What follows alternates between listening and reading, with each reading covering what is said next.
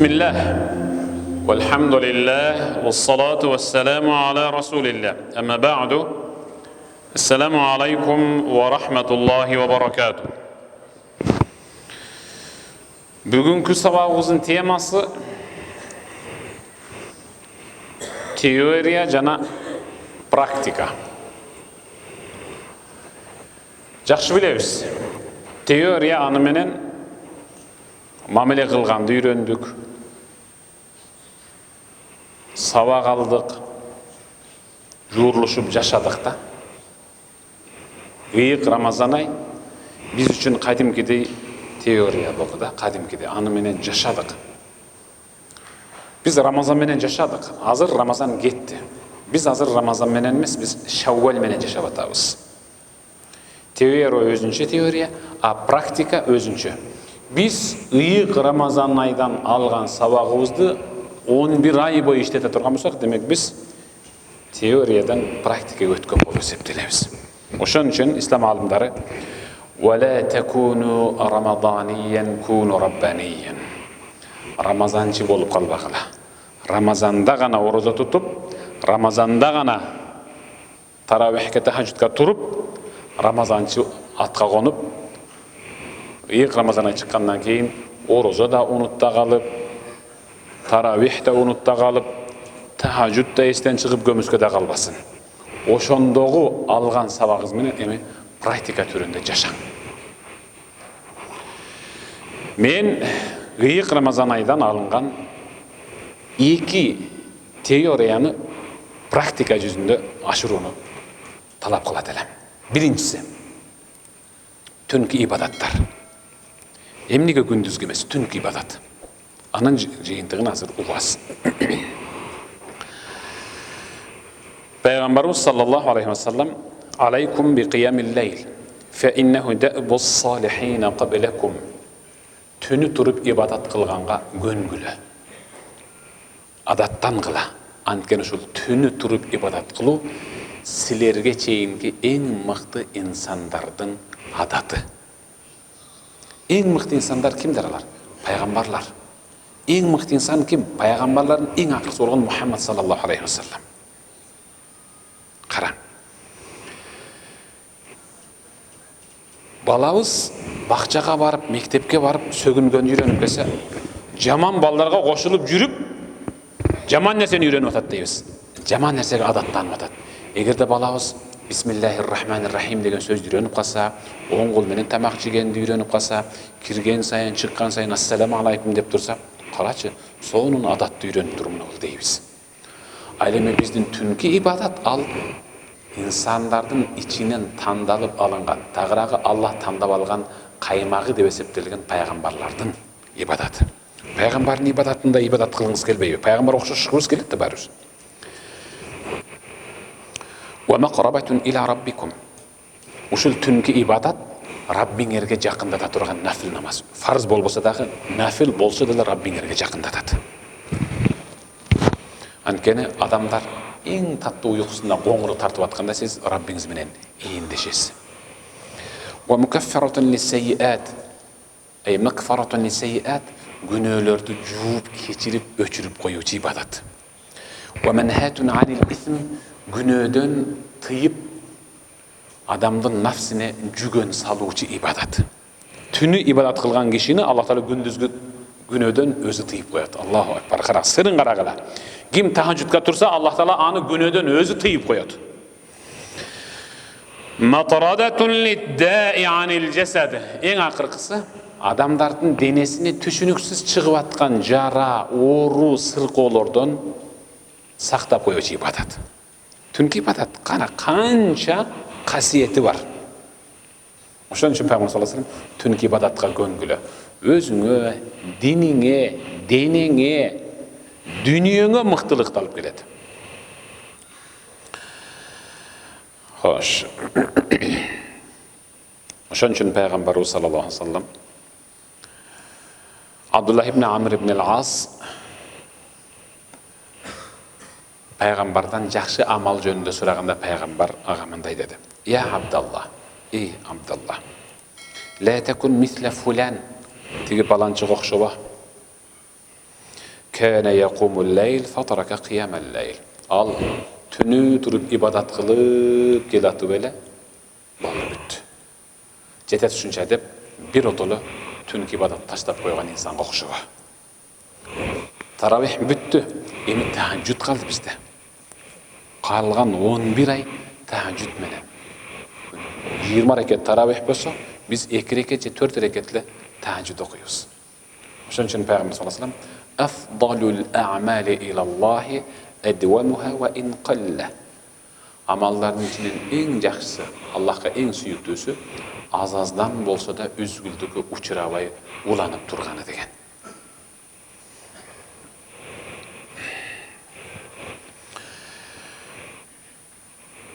Бир киши пайгамбарыбыз саллаллаху алейхи ва салламга келди.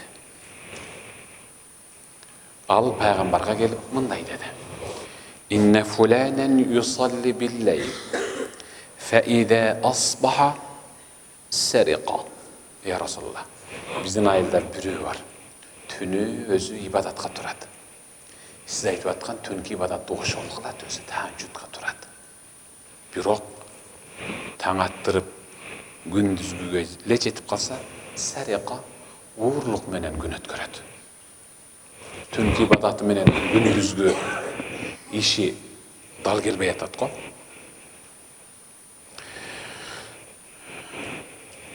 Пайгамбарыбыз саллаллаху алейхи ва саллям берген жообун кара. Салбилла. Инна-с-салата танха анил фахшаи вал мункар. Акимас-сала. Акимас-сала. Намаз оку деди Аллах Таала. Аллах Таала намаз оку деди. Күндүзгү түнкү деген жок. Жөн эле намаз оку деди.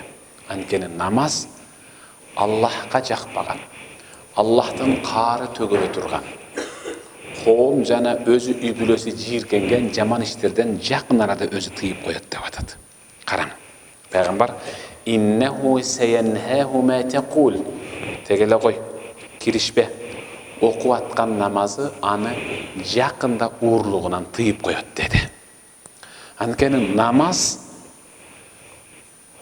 мунул эгилген дарактын түбүнө куюлган суу сыяктуу. Намаз көзгө сиңгенде көз арамдары тиктебей коет. Намаз окуган адам ушак уга берет. Анткени намаз кулакка сиңелек. Кулакка сиңгенде ушак укпай калат. Алхамдулиллахи раббил аламин деп намаздын ичинде Фатиханы окугандыгы менен намаз окуп бүтүп ал тилдене берет. Ал эмнеге тилденип атат? Намаздын бүт бардык зикирлерин тил айтып атса. Анткени анын тилинин сыртында кадимкидей аптекадагы колго кийилген желим колкаптай. Аны кийинип алып суу кармайсыз, чечкенден кийин кол курук тура берет. Тилдин сыртындагы мурда капталып калган ошол кабы намазды улам окуган сайын жыртылмайынча анын тили сөгүнө берет. Тил инсандын колуна сиңгенде уурдабай калат. Тил инсандын бутуна сиңгенде, бутуна чейин түшкөндө ал арамга, кумарканага, зинага барбай калат. Тил инсандын жүрөгүнө барганда ал намазды ыйлабастан окуй албай калат. Сөздө ый менен окуйт. Көз жаш муну ол жерден чыкпайт. Көз жаш ыл жакы жүрөк деген кудуктан чыгат.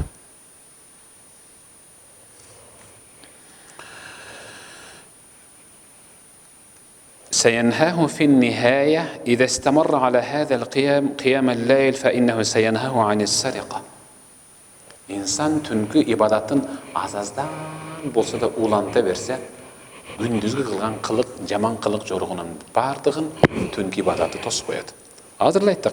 ومنهاتun anil ism. Түнкү ибадат күндүзгү күнөөдөн нафска жүгөн салып коет. Шуну таспы? Түнкү ибадат нафска.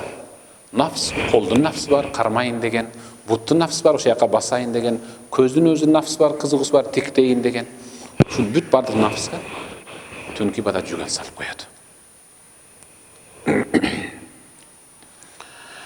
Абу Хурайра өзү, Абу Хурайраны кимдер гана билбейт. Абу Хурайра Расулуллах саллаллаху алейхи ва салламдын айткан хадисинин эң көбүн риваят кылган сахаба болду. Ошол Абу Хурайра өзү, аялы, кызы үчөө түндү 3-кө бөлүп алат эле. Түндү 3-кө бөлүп алат эле. Кызым, сен кайсы бөлүгүндө ибадат кыласың деп кызынан сурайт эле.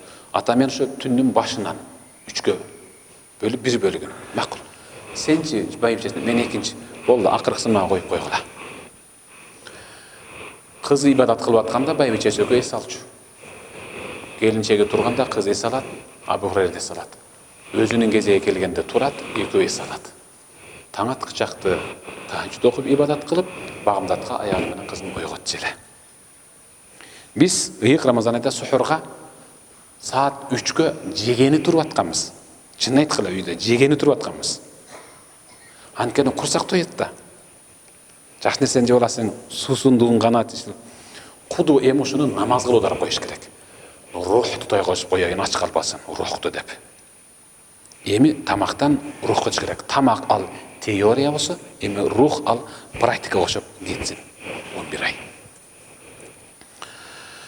Мансур ибн Муътамир деген киши болгон. 60 жыл тахаджуд менен жашаган. Bir gün калтырбай. 60 жыл. Элестеткиле. Биз 1 ай тарахикке турганда кыйла чыйып этти го. Качан бүтөбү? Жеңилдеп калды го. Силер мечтиңер кандай окутат десе, биздики 10 сүрө менен. Аятаң сеникилер бара бербей. Жаман болуп кеттик, титиреп. Туурабы? Калчылап кеттик кээде. Эгерде ошо 1 айда 60 күн окуйбуз дей турган болсок, болбойт экен, бул ягыңа кой. Şu gündüzgüsün aran tutup atabız demek biz. Mansur ibn Mu'tamir 60 yıl tahajjudda turgan. Tahajjudda. Qo'shnasining balası tünü sırtqa çıkkanda Mansur ibn Mu'tamir'in uyunun çatırında, emal çatırda şıypırçak ucununday, bulay taştalığın çatırında bir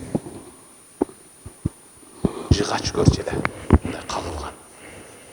Qarab, ушул кишинин үйү кызыктай эле, түнү жыгач көрүнөт, күндүз жок болуп кетет деп ушинтип жашаган. 60 жыл.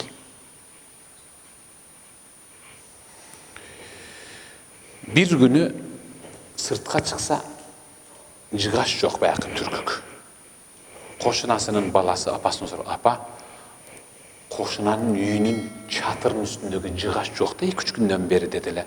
Апасы айтат, кагылайыным, ал жыгач эмес, ал Мансур болчу. Ал өлгөнүнө 3 күн болду, 3 күндөн бери ошон үчүн сен казыкты көрбөй атасың деген. Кара. Биз казык болгон жокпуз мечитте. Биз мына шарик болуп аттык. Колгонда кылтың деп. Биз айтса болот, аш шариктер деп. Тияка бияка кылдырап турган. Карачы кандай ибадат кылган. Аллах.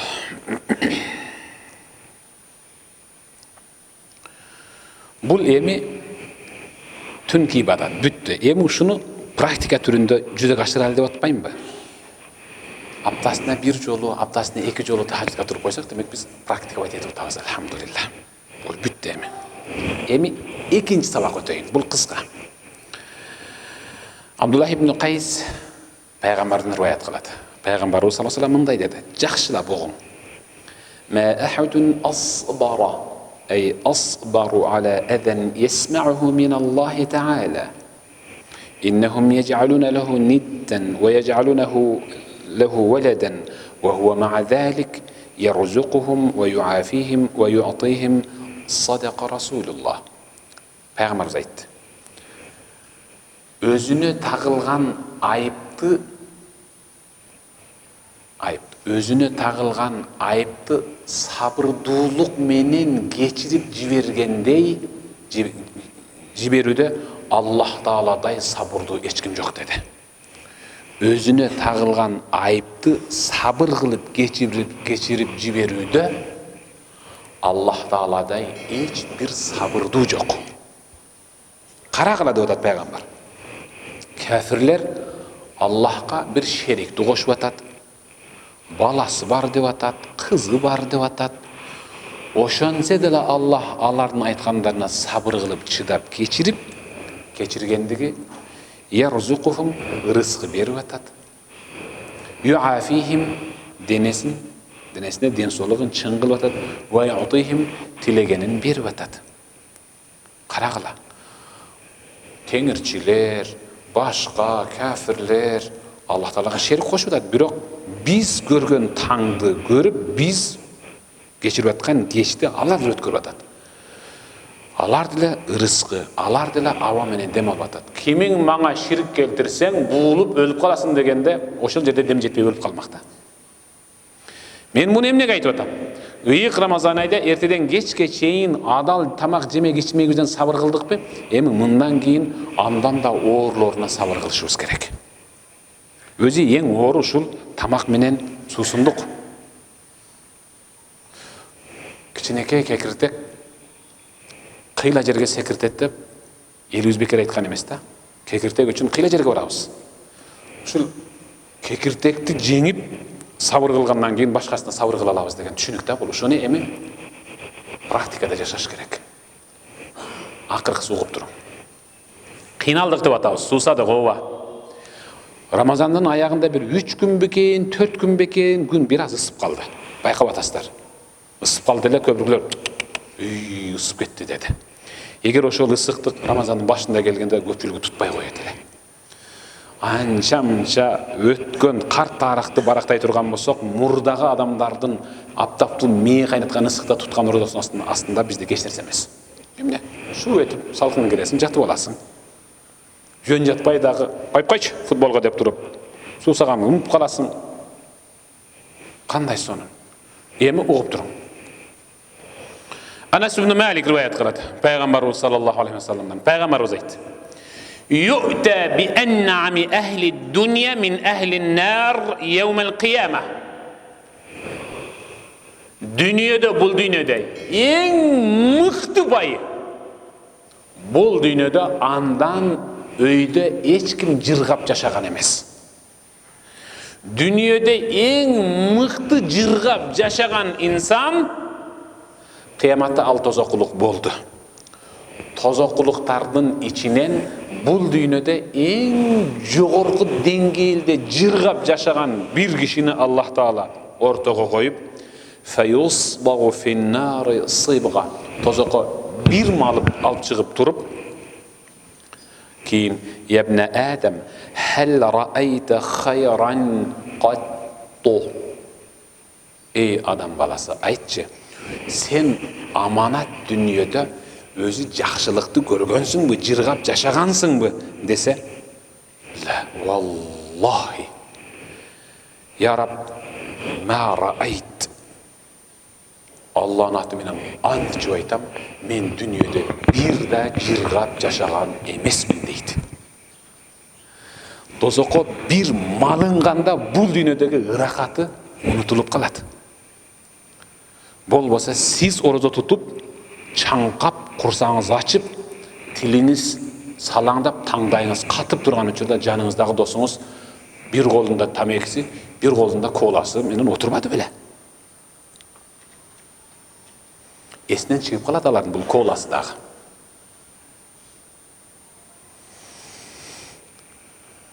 Ва ю'та би ашадди н-нас бу'сан фид-дунья мин ахли л-жанна.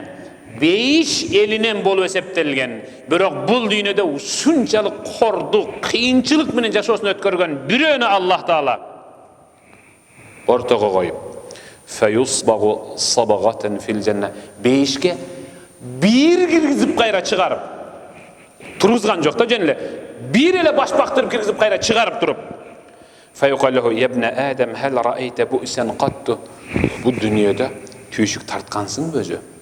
Кыйналгансыңбы? Ыйлагансыңбы? Зарлагансыңбы? деп Аллах сураса. Фаяқулла валлахи я раб, ма марра би бу'сун қатту, ва ла раайту шиддатан қатту. Аллахтын аты менен ант ичип айтам. Дүниеде жүргөндө бир да кыйналган эмесмин, менин башымдан кымындай да кыйынчылык өткөн эмес дейт. Анткени бейишке бир кирип чыгыш менен бүт баардыгын унутуп калабыз иншалла. Ошон үчүн бул дүйнөдөгү кыйынчылыкты убагында тарта бериш керек. Кыйынчылык келген сайын альхамдулиллах. Мунун экинчи тарабы бар, жыргалчылыгы деп. Сөзсүз түрдө. Ошон үчүн пайгамбарыбыз саллаллаху алейхи ва саллям эмне деген? Жанымдагы улам кекире берген кишиге 2 жолу кекирди эле, үчүнчүсүндө токтот кекиргениңди. Адамдардын бул дүйнөдөгү тоюп кекиргендиги ахиретте анын ач калышынан кабар берип атат деген. Ачыраак жүрө бергиле. Азыраак тойгула. Тойгула эмнеге? Адеп ахлакка, сабырга, түнкү намазга, мыкты мүнөзгө тойгула иншалла. Аятка садакаллахул азим, хадиске садака расулухул карим. Амин. Аллахумма иннака афун карим, тухиббул афва фа'фу анна, я рахима бирахматика я архамар рахим. Аллаху акбар. Ассаламу алейкум.